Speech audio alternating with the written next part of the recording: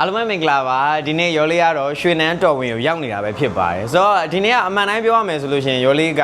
နောက်မှလာဝယ်ဖို့ပါဒါပေမဲ့ဒီမှာလာလေ့လာတဲ့အခါမှာတကယ်စိတ်တိုင်းလဲတကယ်ကြတယ်ဒါကြောင့်မို့ရောလေးမှာရှိတဲ့ပမာဏလေးနဲ့ရောလေးအမေအတွက်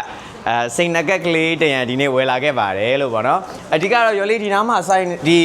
တင်ကန်းကျွတ်ဒီဆိုင်ပြစင်းနားမှာဆိုင်နေကအများကြီးပဲဒါပေမဲ့ရောလေးလိုင်းပေါ်မှာရှာတဲ့အခါမှာရွှေနန်းတော်ဝင်ကိုပဲကြိုက်လို့ပေါ့နော်ရွှေနန်းတော်ဝင်ကိုပဲတီးတီးတက်တက်နဲ့ဒီရောက်လာခဲ့တာပါလို့ပေါ့နော်တကယ်ရောက်လာတဲ့အခါမှာလည်းစိတ်တိုင်းကြတယ်နောက်ပြီးရင်ဒီမှာရှိတဲ့အမတွေကလည်းတေချာရှင်းပြတယ်ပေါ့နော်ကိုကပြန်ပြီးတော့နောက်မှဝယ်မယ်ဆိုစဉ်းစားတာတော့မှတခါတည်းတန်းပြီးဝယ်မိအားဒီဆိုင်ကတကယ် attraction အရန်ကောင်းတယ်ပေါ့နော်တကယ်လဲစကားပြောလဲကောင်းတယ်တကယ်လဲပစ္စည်းတွေကလည်းအရေးသွေးအာမခံအကုန်လုံးတကယ်ကောင်းပါတယ်ဆိုရောလေးလည်းအာမခံတယ်ပေါ့နော်ဆိုတော့ဒီနေ့ရောလေးရွှေနန်းတော်ဝင်ကနေရောလေးဒီနေ့ကတော့စိန်နကက်ကလေးပေါ့နော်ရောလေးဝယ်သွားတယ်နောက်ပြီးရင်ဖေဖေနဲ့အမေတို့လည်းနောက်မောင်ခွင်းလက်စွပ်လေးလည်းရောလေးလာဝယ်အောင်ပါပါလို့ပေါ့နော်အဲ့တော့ရွှေနန်းတော်ဝင်လည်းဒီနေ့မကအောင်မြင်တိုးတက်ပါစေရောလေးစုမုံကောင်းတောင်းပေးတယ်ပြီးလို့ရှိရင်ရောလေးထီးပြောက်နေတာပေါ့နော်ရောလေးထီးပြောက်နေအခုထီးလေးတစ်ချောင်းနဲ့လက်ဆောင်ပေးတယ်အတွက်လည်းအရင်ကျေးဇူးတင်တယ်နောက်ပြီးမမေအတွက်လည်းဒီမှာထောက်ဘက်ကလေးလည်းလက်ဆောင်ပေးတယ်ပေါ့နော်အရင်ပဲကျေးဇူးတင်ပါတယ်လို့နော်ဒီနေ့မကအောင်မြင်ပါစေလို့ရောလေးကလည်းစုမုံကောင်းတောင်းပေးပါတယ်